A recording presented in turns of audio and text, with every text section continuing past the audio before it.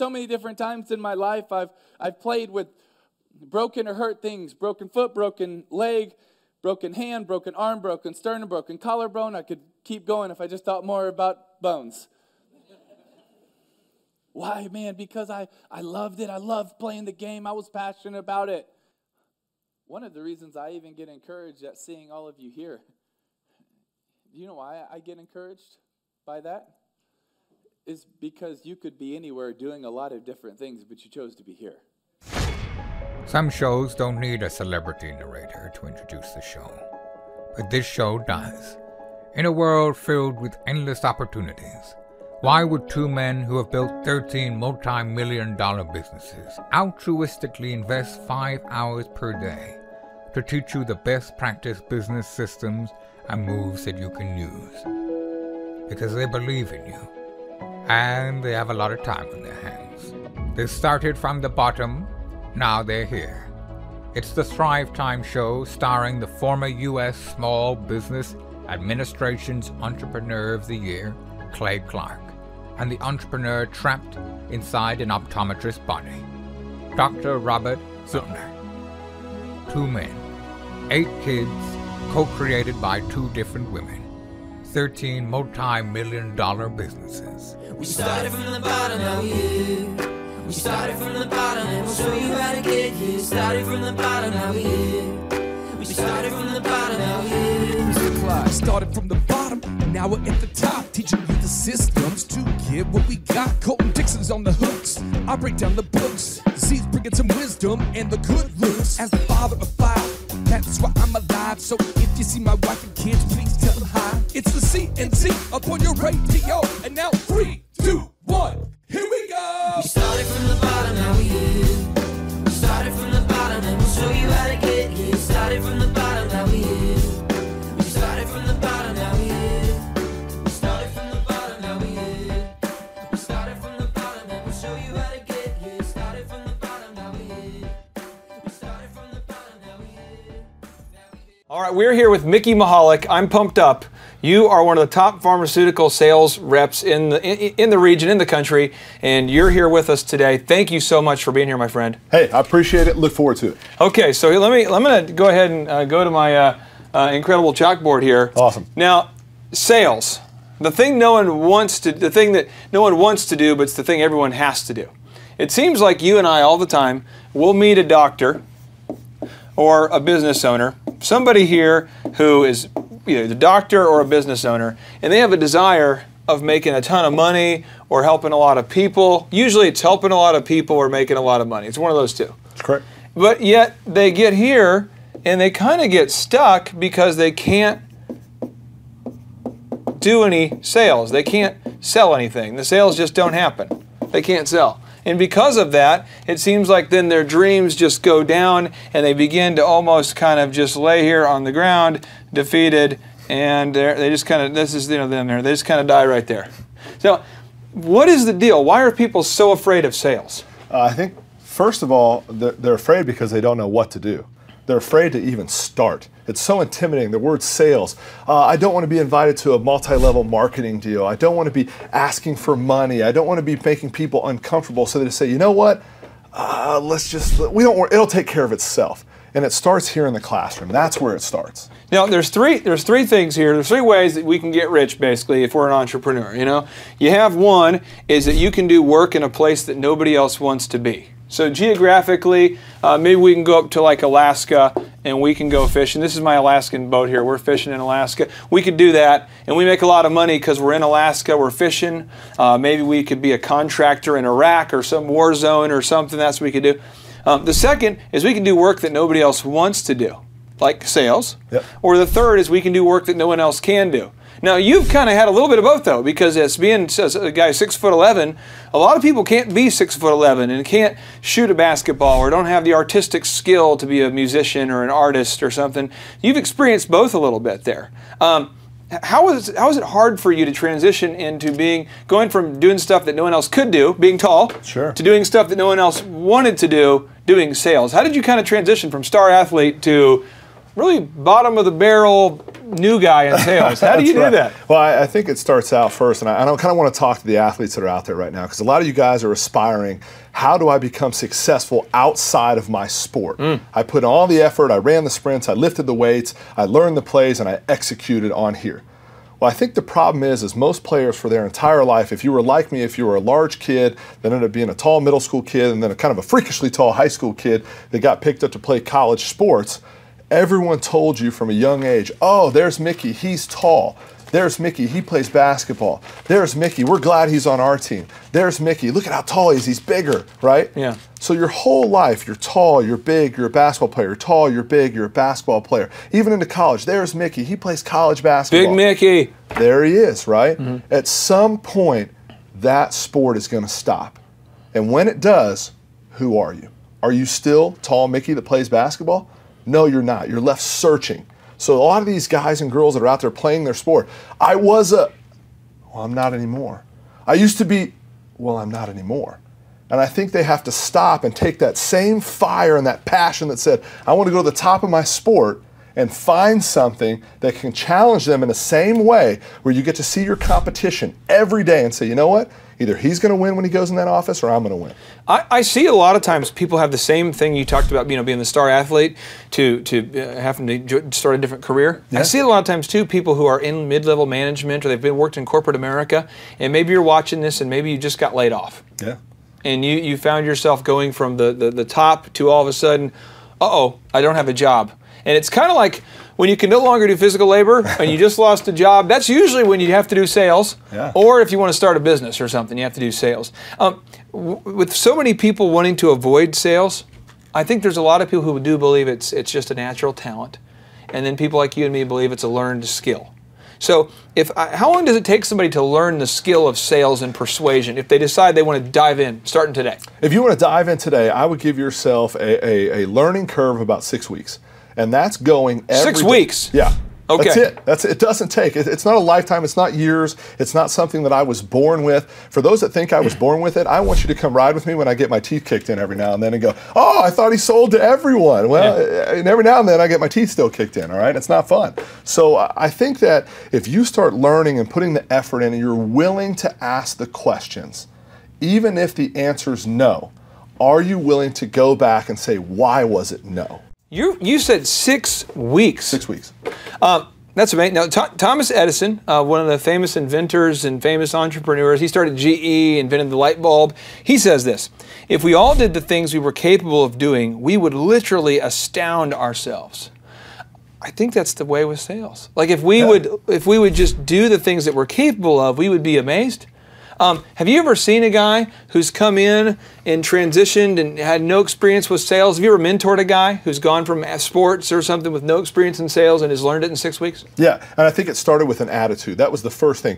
You look at them and you say, who is going to be able to willingly balance the highs and lows of the roller coaster of sales and still come back day after day? Because I tell you what, the money's nice when you're at the top, but the depression is horrible when you're at the bottom. I like to tell people that to be good in sales, you either have to be really dumb or numb.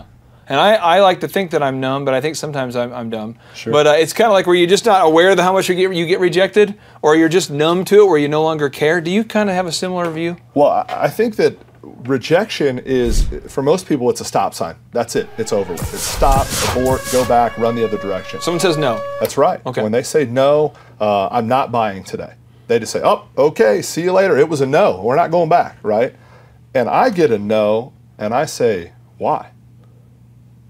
Why? I don't accept no for an answer. You process it as a need for more information. That's exactly right. What did I not do correct to give him the opportunity to have what I have? Do you view that as a psychological disorder, or is that a learned skill? Well, my wife would probably say yes, because she told me no for about 4 years and then eventually said yes. Really? That's how you got married? Persistence pays off. My wife denied me 3 separate times there, so I can relate. Now, I'm going to get into this here because this is some really big stuff here. The mechanics, salespeople struggle for 3 reasons, just mechanically, in terms of like the things they're doing wrong. There's 3 main reasons they struggle. One is that they just don't know the sales mechanics. They just don't know, what they need to do specifically. They don't know, what to say, what questions to ask. Now the second is they don't look the part. They just don't look the part. They don't look like, that's amazing. It's like almost kind of like a weird Spanglish there. They don't look the part. And the third is they don't have confidence. There's just not that confidence. So I want to kind of drill down here for a second. As far as the mechanics go, is there a certain book you recommend, or a certain books set, or a CD, or anything you recommend to get the mechanics, of what to say? Anything you want to recommend? Yeah, the first book that I would give you when I talk about sales mechanics is Learning to Ask Open-Ended Questions. And here's a great example. Clay, do you like the color black? Yeah. Great. Closed question. That was not an open-ended question. Same question, but I'm going to leave it open-ended for more answers. Clay, what do you like about the color black? I think it goes with a lot of other things. The Raiders wore. Oh, so you like football? Yeah, yeah. Okay, terrific. What do you like about football? Did you play when you were a kid? Where'd you play at? I did. I played football. I was probably the worst high school senior football player in America. And I played at Dassel Cokato, where they took two small schools and merged it into one there. That's awesome. I bet you were a star just because you went out there. Yeah, people knew me, but it was not a good deal. So what we do is with open-ended questions, is we try for them to reveal another question that we can ask and lead them down a path to where we want them to go. That felt kind of good, by the way. If we could just keep that. So you got me kind of talking. Yeah. So I'm going to ask questions. They're going to get you to reveal more about yourself. I don't want to ask yes/no questions. Those are closed questions. We want those to be open-ended. And a great book for that is The Secrets of Question-Based Selling. The Secrets of Question-Based Selling. Yes. Now, how long ago did you read this book? Oh, man. 7 years ago now. Really? Well, and I keep it open. I mean, it's always right there because you can always keep going back to it. There's a book called Soft Selling in a Hard World. Yeah. It's probably had the same impact on me as that book had on you. And I know I use it as a textbook. I use it as kind of a reference book where I go back to it all the time. Yeah. Is yours all dog-eared and highlighted? Yeah, because there'll be a time when that day ends and I'll go, man, I was talking to this surgeon or I was talking to this doctor, and all of a sudden it just didn't go where I wanted to go. And what I'll do is I'll go back and I'll write down the notes of that call. How did it go? What were the key words that he gave me? And I'll go back and I'll thumb through that book and I go, here was my spot. I could have drove it home right there. And then I go back. Now, the next part is not looking the part. A Sure. lot of people, they come in to meet with somebody. They look down. They look depressed. Sure. They look like they're down and out. Maybe they look disheveled. Maybe they look. Can you explain? Because I know you've seen guys who've applied for jobs at your business who you guys didn't hire, and maybe you were even that guy. But how should you not look? When we're talking about looking the part, how should you not look? Well, I think there was one quote given to me, and it was actually by a salesman that sells suits. And the quote was, would you buy your image today? Would you buy your image today? And so if you were walking around and all of a sudden they said, oh, here we have Clay Clark for sale on this rack, would you buy Clay Clark image? Clay Clark is a beautiful man, and it's good. I don't know. Yeah, yes, you would. It's too much for me to handle emotionally. And so I had to stop and think, what are other people thinking about my image? Now, on behalf of all the former entrepreneurs or the young entrepreneurs, I used to have double hoop earrings, and I kind of dressed. I did not dress to impress, let's say that. Talk to me about how you know if someone's dressing right or kind of when someone's dressing for the part, what should they look like? Well, they look like they want it. And it's very simple. Would I go to this person for advice? Would I invite this person to my house to meet my family? Would I invite this person? And a lot of people come to me and say, hey, I got a great person for you to hire. And I say, okay, great. Let me ask you one question. If I were to see this person today, and based on how this person looks, my children would either get to eat tonight or they wouldn't. Would I hire that person? Now, here's a brutal deal. I remember years ago we had several people, but we've had numerous people who wanted to come work with you, and some have the absolute heart of a champion. And when you've met some of them, you're just like, I don't know, I don't think they're going to make it. And then you try to mentor them, but they just don't look that part. They don't, and it's not necessarily like a height or weight thing. It's just they're dressing like super casual all the time. Yeah. When they need to be dressing for the kind of the role they want to get. Yeah. So if I'm watching this right now and I don't have any idea how to dress, because you came from somewhere. Sure. One is, how did you dress when you started in your career, and what should I do if I want to dress like you dress today? What kind of tell me where you came from and where you're at today. So a great story about how I first got into pharmaceutical sales. I got a phone call to come interview, and I had just turned down a professional contract to go to Japan and play basketball. And I was coming home from Canada playing basketball for a team called Athletes in Action. And as I come back, the guy says, "Hey, I've got an interview for you in Tulsa." And I was like, "Great, sounds good." Well, I started researching, okay, what do I need to look like? What are the questions they're going to ask me? And I started calling people that were in similar fields to what pharmaceutical sales was. And they said, "First of all, you better show up in a suit and tie." And I went, Oof. "Oh no.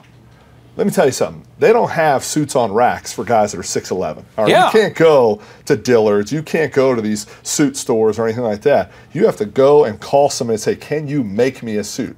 Well, let's just say that I wasn't at a good financial spot in life at that time. I had a little blue pickup truck that I would do yard work with to try to earn some extra money, and my wife had a little Camry that she was driving. And so I went to a guy that was a custom tailor, and I said, "Hey man, I have this big interview. If I get hired, it's going to be a great job." I said, "How much is a suit?" And he said, $1,000. And I was like, "Oh my, I don't have $1,000.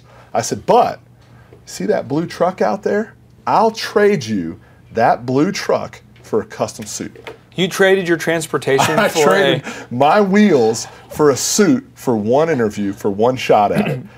Are you happy you did it? Oh, ecstatic that I did it. Now, I will tell you, the first suit that I had a 5-button suit down the front of it. I had went to a little bit different part of town to ask for a suit. Oh, yeah. Than probably where I should have went to ask for a suit. And so I did have a few extra buttons down the front, which made me a little more noticeable because I am taller. But that first suit, I sold my truck, took my wife's Camry to the interview, and got hired on the spot wearing a suit and tie. That's beautiful. So you're saying that if anybody's watching this and you want to get into the world of sales, Sure. Am I hearing that you need to wear a suit or a collared shirt, what should I do? I'm hearing you need to dress better than your competition. So there's a simple rule that I like to live by when you're out there and you're in the sales world. You have to make guys want to be like you and girls to want you around because of how you dress. Oh, now, don't take that. Don't take that the wrong way. Repeat it again. I'm trying to take it all in. What did you say? Okay, so you got to make guys want to be like you and girls want you around because of how you're dressed. Oh, so that's why the ladies want me around. yeah, Okay. so these people won't have you around if you don't look like success.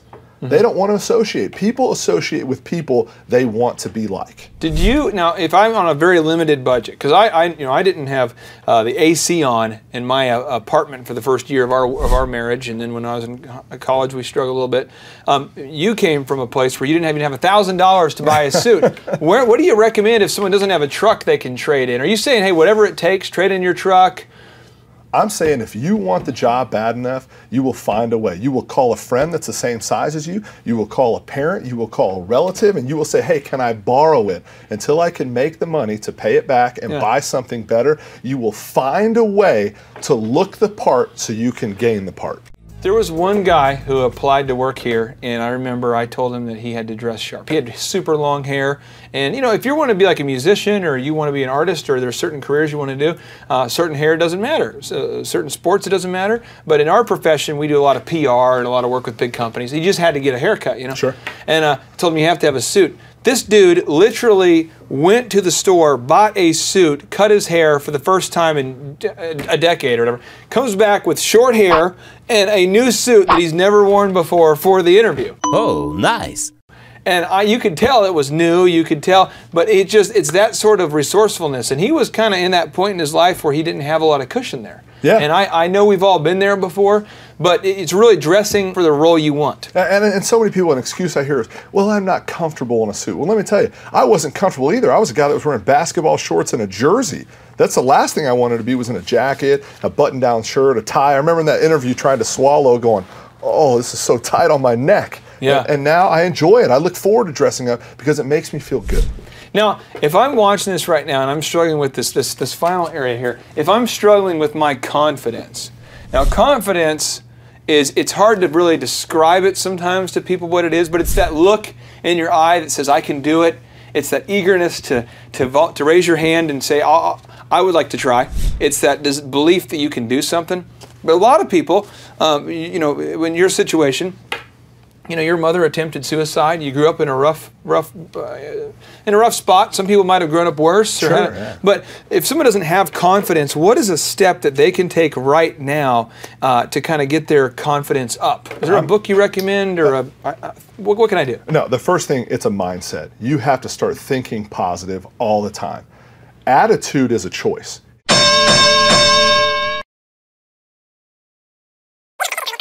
You have to start thinking positive all the time. Attitude is a choice. It's not something that someone else can dictate unless you allow them to dictate your attitude. So, attitude is a choice. It's an absolute choice. I choose to be happy. I choose to be sad. I choose to be mad. I choose to be frustrated. If you don't choose to go down that path, it's your choice. Don't allow them to win. Do you talk to yourself in the car when you had say you have a big rejection? Do you ever say to yourself, "Self, I'm on fire. I'm good." Self, you know, or you ever say, "I got it. I'm good. I'm getting it together." Do you ever talk to yourself? I do. Let's go, big boy. Let's get this one. We got to get this one today. This is the one we have to get. You've been waiting for this one. Guy's a big dog. You know he's going to affect other people by the choices he makes. Let's go get him. Do you call him big boy? You call yourself big boy? Big dog. Let's go, big dog. boy. Let's go, big dog. Let's do it. Whatever you want to do to hype yourself up, because let's face it, I don't have the lights anymore. I don't have the crowd behind me. I don't have the coach saying, "Go get him. Go knock him down. Go set that screen. Get that rebound." The rah-rah that I have is me. That's the guy. It's a choice for me to say. You motivate yourself? Yes, why not? Who else is going to do it? I feel like a lot of people wait for the cavalry to come, though. Sure. We're waiting for the horses and the backup troops and the paratroopers and the reinforcements, and we want that to happen. And you're saying it's not going to happen. You have to be your own.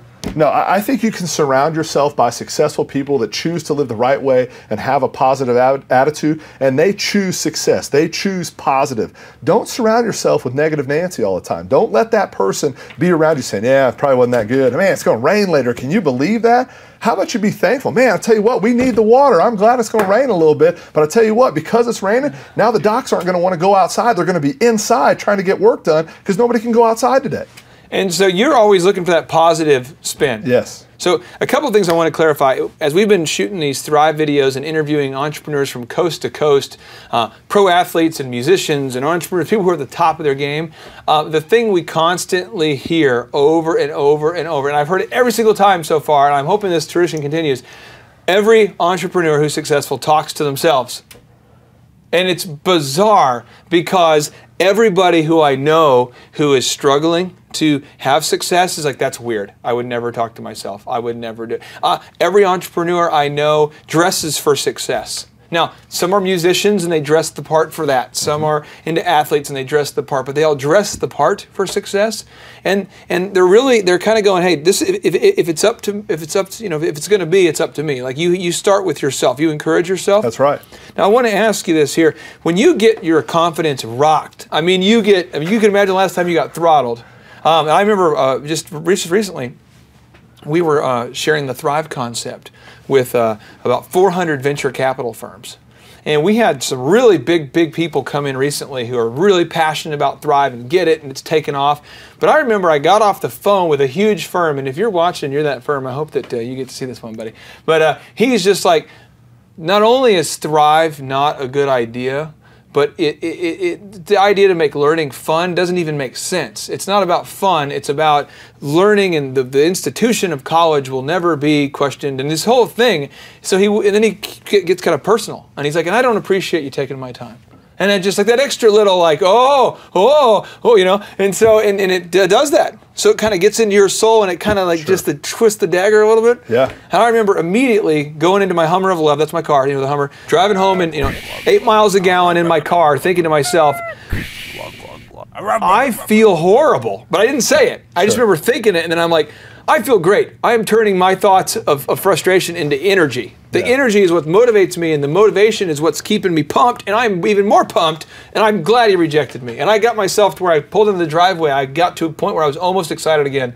But it's like you have to trick yourself, don't you? Yeah, I think you have to balance the highs and lows. I think that roller coaster peaks really high and it dips really low. Yeah. And constantly when you dip low, you can either allow that to take over the situation and take over your environment, or you can instantly change your mindset, which change your environment. What do you do every day to keep your confidence level high? Because I've known you for a long time, and I've seen you. You know, you've had you have a family, so you've had you've been around childbirth and the ups and downs when your wife wasn't feeling good. I've seen you at the peak where business is rocking. I've seen you when you're transitioning. I've seen you. How do you stay positive on a daily? What do you do every morning? Well, first of all, I start out by waking up at 5 a.m. I choose to do something for me every day. 5? 5 o'clock, it's time you got to get up. I work when other people are sleeping. It's not my family's job for them to spend time with me while I'm being selfish. So while they're sleeping, I do my selfish things. I work out. I read the newspaper. These are things that I need to do to make me feel good, and everybody has to have something they do for themselves every day. But I'm going to do it while my family sleeps. So you get up every day at 5? 5 o'clock. And then what do you do from 5 to let's say 6? 5 to 6, I get up and I prepare my day. So I'm going to make my gym bag and put everything I need in there when I go to the gym. I'm going to make my pre-workout, my intro workout shake. I'm going to set my meals out. I have my meals set out the night before in the refrigerator. I pack my lunch every day. I don't go eat. My meals are orchestrated, that they are planned out, so I know I can take a break 3 times a day and stop and get my meals. So you go work out. What time are you done working out? I'm done working out by about 6:45. And then you said because you don't want to take away from family time. You're doing it in the morning, because if you were doing it at night, you'd be taken away from your wife's time? Exactly. Okay. And then what time do you show up at the office? Well, I tell you what, in the pharmaceutical sales world, I don't need to be in the office, because if I'm in the office, I'm not making money in front of a doctor. Oh, okay. So I need to be out there in offices before they open.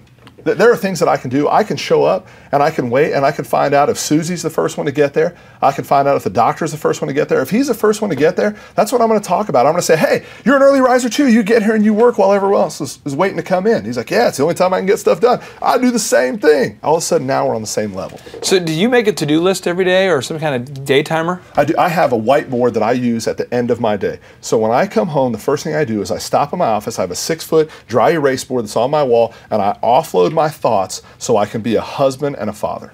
On the big whiteboard? On the big whiteboard. When you get home? As soon as first thing I do, take out the dry erase marker, start writing what happened that day, who I saw, who I need to go back to see, who I need to email, and my thoughts are offloaded so I can clear my mind of work and open my mind up to being a father and a husband.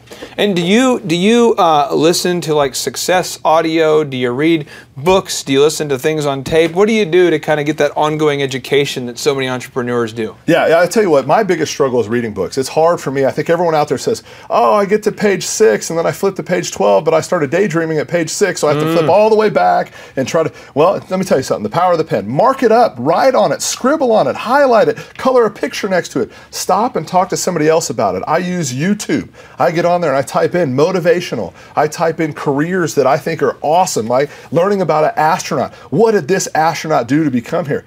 That guy made a choice to do extraordinary things to become an extraordinary person. I want to know how he did that, and I want to get there.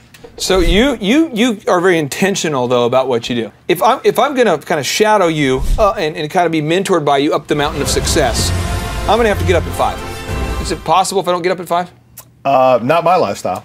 And then I'm going to have to pack my lunch or organize my day and get kind of my things together so that I'm basically preparing my day before my competition even wakes up. They're not even awake yet. They are still rolling out of bed. They're trying to make their choices. Who do I go see today? My month is already mapped out. I know where I'm going, so now I'm proactive instead of reactive. Now, there are times throughout the day where I have to be reactive and I have to go and say, okay, let's go put out this fire or try to gain that business. Oh, I didn't know they were in over here. Oh, you guys are friends. Let's go put those together. But that day is already mapped out, so I am proactively choosing where I want to go every day. So now, as we kind of, the next point here about sales, it's something that no one wants to do, but everyone has to do, is sales really is the highest paid profession in the world. I'm going to give you a quote here, and you can just kind of marinate on it and tell me what you think here.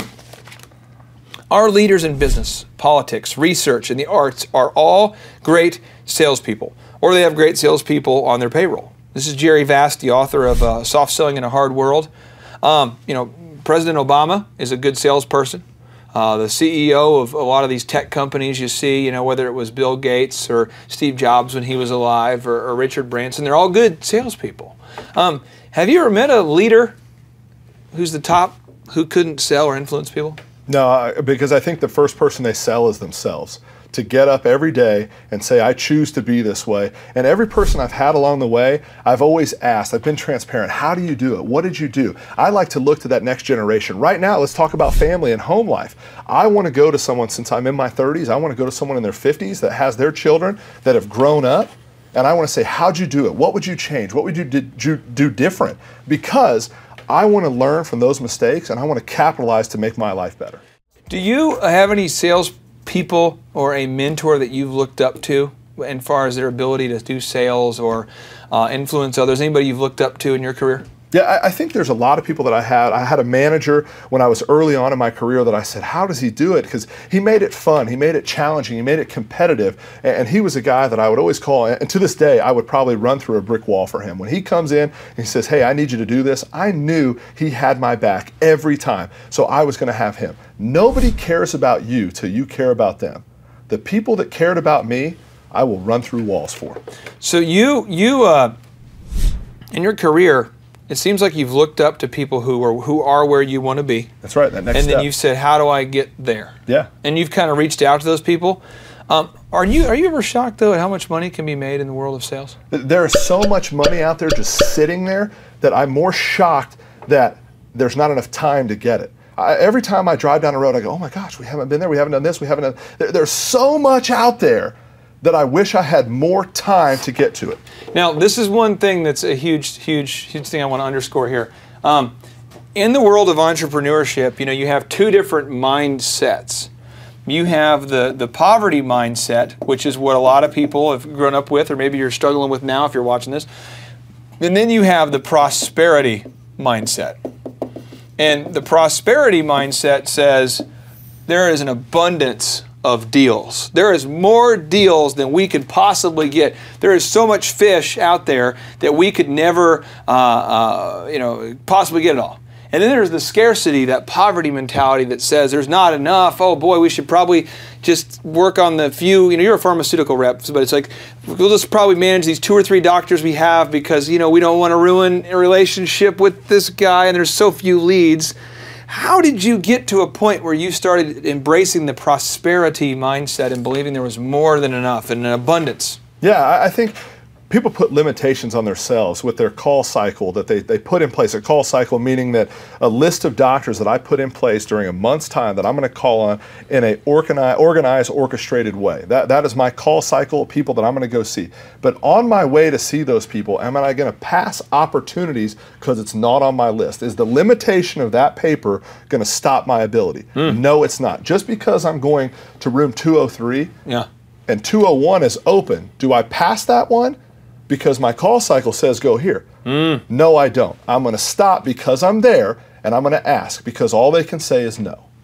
That's beautiful. That's beautiful. So now, do you actually enjoy sales today? I mean, do you enjoy it now? I love what I do.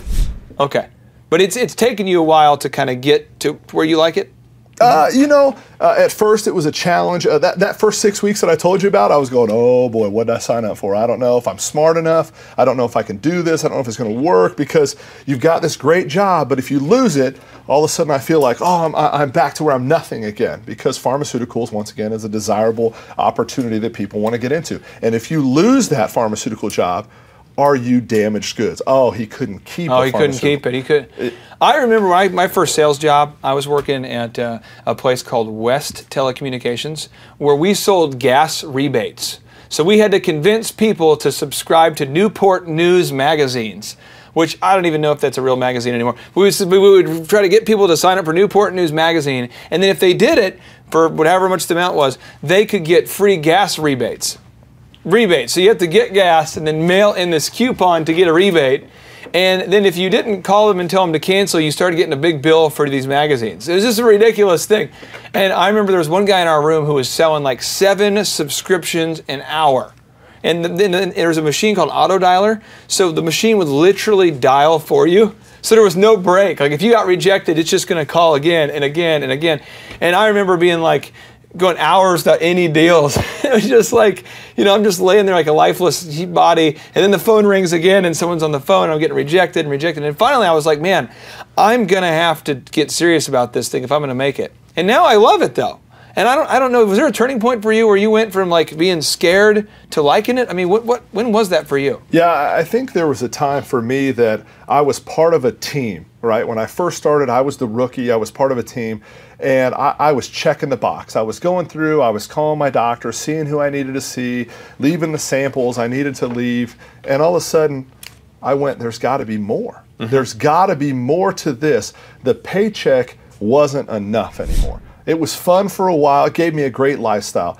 But all of a sudden, the money wasn't the value. The value was, am I making a difference? And all of a sudden, I stopped and I said, this isn't good enough. I want more. There's more. There's got to be more. And that's when I made a decision to say, not only am I going to do sales, but I'm going to be the best. And when I'm the best, I'm going to choose to put more on my plate. JT, do you know what time it is? 4:10. It's Tebow time in Tulsa, Jerusalem, baby. Tim Tebow is coming to Tulsa, Oklahoma during the month of Christmas, December 5th and 6th, 2024. Tim Tebow is coming to Tulsa, Oklahoma in the 2-day interactive Thrive Time Show Business Growth Workshop. Yes, folks, put it in your calendar. This December, the month of Christmas, December 5th and 6th, Tim Tebow is coming to Tulsa, Oklahoma in the Thrive Time Show 2-day interactive business growth workshop. We've been doing business conferences here since 2005. I've been hosting business conferences since 2005. What year were you born? 1995. Dude, I've been hosting business conferences since you were 10 years old. And a lot of people, have followed Tim Tebow's football career on the field and off the field. And off the field, the guy's been just as successful as he has been on the field. Now, the big question is, JT, how does he do it? Well, they're going to have to come and find out because I don't know. Well, I'm just saying, Tim Tebow's going to teach us how he organizes his day, how he organizes his life, how he's proactive with his faith, his family, his finances. He's going to walk us through his mindset that he brings into the gym, into business. It is going to be a blasty blast in Tulsa, Jerusalem.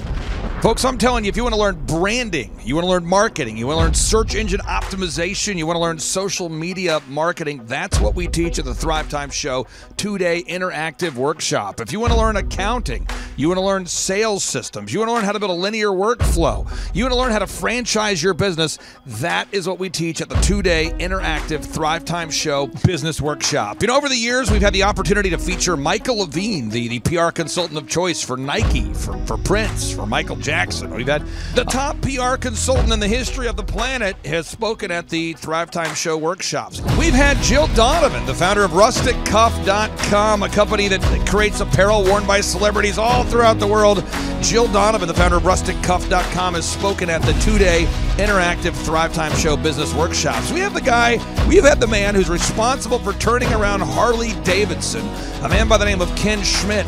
He has spoken at the Thrive Time Show 2-day interactive business workshops. Folks, I'm telling you, these events are going to teach you what you need to know to start and grow a successful business. And the way we price the events, the way we do these events, is you can pay $250 for a ticket or whatever price that you can afford. What? Yes, we've designed these events to be affordable for you, and we want to see you live and in person at the 2-day interactive December 5th and 6th Thrive Time Show Business Workshop. Everything that you need to succeed will be taught at the 2-day interactive Thrive Time Show Business Workshop, December 5th and 6th in Tulsa, Oklahoma. And the way we do these events is we teach for 30 minutes, and then we open it up for a question and answer session so that wonderful people like you can have your questions answered. Yes, we teach for 30 minutes, and then we open it up for a 15-minute question and answer session. It's interactive. It's 2 days. It's in Tulsa, Oklahoma. We've been doing these events since 2005, and I'm telling you, folks, it's going to blow your mind. Yes, ladies and gentlemen, the Thrive Time Show 2-day interactive business workshop is America's highest rated and most reviewed business workshop. See the thousands of video testimonials from real people just like you who've been able to build multi-million-dollar companies. Watch those testimonials today at thrivetimeshow.com. Simply by clicking on the testimonials button right there at thrivetimeshow.com, you're going to see thousands of people just like you who've been able to go from just surviving to thriving. Whoa. Each and every day, we're going to add more and more speakers to this all-star lineup, but I encourage everybody out there today, get those tickets today. Go to thrivetimeshow.com. Again, that's thrivetimeshow.com. And some people might be saying, well, how do I do it? What do I do? How does it work? You just go to thrivetimeshow.com. Let's go there now. We're feeling the flow. We're going to thrivetimeshow.com. Again, you just go to thrivetimeshow.com. You click on the business conferences button, and you click on the request tickets button right there. The way I do our conferences is we tell people it's $250 to get a ticket. Yep. Or whatever price that you can afford. And the reason why I do that is I grew up without money. JT, you're in the process of building a super successful company. Did you start out with $1 million in the bank account? No, I did not. Nope, did not get any loans, nothing like that. Did not get an inheritance from parents or anything like that. I had to work for it, and I'm super grateful. I came to a business conference. That's actually how I met you, met Peter Taunton. I met all these people. So if you're out there today and you want to come to our workshop, again, you just got to go to thrivetimeshow.com. You might say, well, who's speaking? We already covered that. You might say, where's it going to be? It's going to be in Tulsa, Jerusalem, Oklahoma. And someone says, Tulsa, Jerusalem. I'm really trying to rebrand Tulsa as Tulsa, Jerusalem, sort of like the Jerusalem of America. But if you type in Thrive Time Show and Jinx, you can get a sneak peek or a look at our office facility. This is what it looks like. This is where you're headed. It's going to be a blasty blast. You can look inside, see the facility. We're going to have hundreds of entrepreneurs here. It is going to be packed. Now, for this particular event, folks, the seating is always limited because my facility isn't a limitless convention center. You're coming to my actual home office, and so it's going to be packed. You're going to come. I'm talking to you. You can just get your tickets right now at thrivetimeshow.com. And again, you can name your price. We tell people it's $250 or whatever price you can afford. And we do have some select VIP tickets, which gives you an access to meet some of the speakers and those sorts of things. And those tickets are $500. It's a 2-day interactive business workshop, over 20 hours of business training. We're going to give you a copy of my newest book, The Millionaire's Guide to Becoming Sustainably Rich. You're going to leave with a workbook. You're going to leave with everything you need to know to start and grow a super successful company. It's practical, it's actionable, and it's Tebow time right here in Tulsa, Jerusalem. Get those tickets today at thrivetimeshow.com. Again, that's thrivetimeshow.com. Hello, I'm Michael Levine, and I'm talking to you right now from the center of Hollywood, California, where I have represented over the last 35 years 58 Academy Award winners, 34 Grammy Award winners, 43 New York Times bestsellers. I've represented a lot of major stars, and I've worked with a lot of major companies. And I think I've learned a few things about what makes them work and what makes them not work. Now, why would a man living in Hollywood, California, in the beautiful sunny weather of LA, come to Tulsa? Because last year I did it, and it was damn exciting. Clay Clark has put together an exceptional presentation, really life-changing, and I'm looking forward to seeing you then. I'm Michael Levine. I'll see you in Tulsa. Thrive Time Show 2-day interactive business workshops are the world's highest rated and most reviewed business workshops because we teach you what you need to know to grow. You can learn the proven 13-point business systems that Dr. Zellner and I have used over and over to start and grow successful companies. I mean, we get into the specific steps on what you need to do to optimize your website. We're going to teach you how to fix your conversion rate. We're going to teach you how to do a social media marketing campaign that works. How do you raise capital?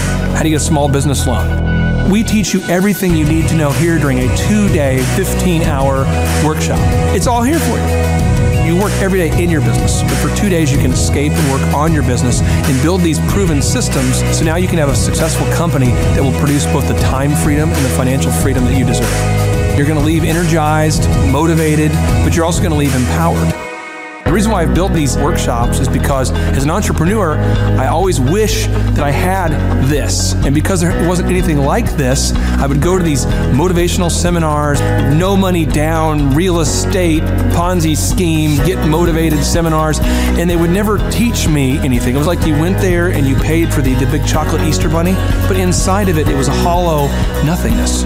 And I wanted the knowledge, and they're like, oh, but we'll teach you the knowledge after our next workshop.